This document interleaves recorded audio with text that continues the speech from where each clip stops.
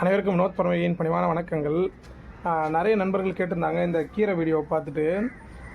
நண்பர்கள் என்ன சொன்னாங்கன்னா, இதுக்கு எப்படி உரம்லாம் போடுவீங்களா, மருந்துலாம் அடிப்பீங்களா அப்படின்னு கேட்டிருந்தாங்க. மண் வந்து வருஷத்துக்கு ஒரு தடவை தான் நம்ம வந்து சேஞ்ச் பண்ணுவோம்.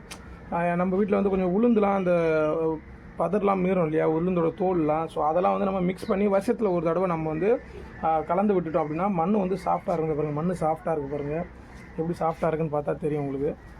ஸோ இப்போ என்ன பண்ணுறோம் அப்படின்னா, கீரை வந்து நம்ம கட் பண்ணி எடுத்துட்டோம்ல. இப்போ கட் பண்ணி எடுத்தாச்சு கீரையை. இப்போ என்ன பண்ணுறோம் அப்படின்னா, இந்த கீரையை கட் பண்ணி எடுத்து இங்கே பாருங்கள், இந்த மாதிரி அழகாக பிடுங்கிட வேண்டியதான். அப்போ இந்த மாதிரி பிடுங்கி ஒரு ஓரமாக ஒரு கிரேடில் வச்சுக்க வேண்டியதான். வச்சுட்டு என்ன பண்ணுறோன்னு பாருங்கள். இது வந்து ஆக்சுவலாக நம்ம வந்து சரகுலாம் வந்துட்டு ஒரு செடிக்கு கீழே வச்சிட்டோம்னா அதுவே உரமாகும் அப்படின்னு சொல்லுவாங்க.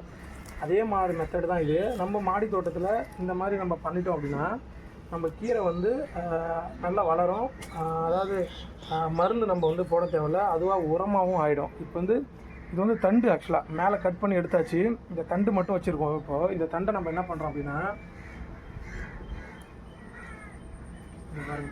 இந்த மாதிரி பள்ளம் எடுத்துக்கங்க, ஒரு மூலையாக எடுத்துக்கங்க, ஒரு கார்னரில் எடுத்துட்டிங்கன்னா இந்த மாதிரி கார்னரில் எடுத்துகிட்டு இப்போ நம்ம பிடுவோம் இல்லையா, இந்த கட் பண்ணிவிட்டு பாதி தண்டு இருந்தது இல்லையா, அது என்ன பண்ணால் அது கீழே போட்டு பறிச்சிட வேண்டியதான். இதுதான் வந்து நான் அடிக்கடி பண்ணிட்டு வரேன். இந்த மாதிரி பண்ணும்போது என்னன்னா, மண் வந்து அது அந்த இந்த வேஸ்ட்டானது எல்லாமே வந்து அந்த அடி தண்டு பூராவே உரமாயிடும். இதில் மண்புழுலாம் இருக்கும், என்னுடைய தொட்டியில் மண்புழுலாம் இருக்கும். ரொம்ப ஆச்சரியமாக இருக்கும். ஏன்னா கிரேடில் வந்து மண்புழு வர்றது ஏன்னா ரொம்ப கஷ்டமாக இருக்கும். அது ஹீட் ப்ரொடியூஸ் பண்ணும் அப்படின்வாங்க. வெய்ய காலங்களில் நம்ம கொஞ்சம் கஷ்டமாக இருக்கும். அப்போலாம் நம்ம வந்து அந்த க்ரீன் மெஷ் கட்டிடலாம். மற்ற நாட்களில் இந்த மாதிரி நாட்கள்லாம் அந்த அளவுக்கு ஒன்றும் ஆகாது. ஆனால் சூப்பராக இருக்கும். நீங்கள் மண்ணை வந்து பராமரிக்கிற விதம் தான். இந்த மாதிரி நீங்கள் அந்த பில்லுகள் அந்த வேஸ்ட்டே கீரை யூஸ் பண்ணிவிட்டு வர வேஸ்ட்டே நம்ம என்ன பண்ணுறோம், அப்படியே நம்ம அந்த மண்ணுக்குள்ளே விட்டு ஓரளவு குறிப்பிட்ட ஆழமாக போட்டு நம்ம இது பண்ணிட்டோம்னா அதுவும் என்ன ஆகிடும்னா மக்கிடும். பார்க்குறதுக்கு அழகாக இருக்கும். இந்த பாருங்கள், இந்த இடம் பூரா நான் அப்படியே ஆக்கி வச்சுருக்கேன் பாருங்கள். நெடுக்கவே பாருங்கள், இந்த கிரேடு பூராவே எப்படி இருக்குது பாருங்கள். ஸோ இது வந்து நம்ம எப்பயுமே பண்ணுறது இதுதான்.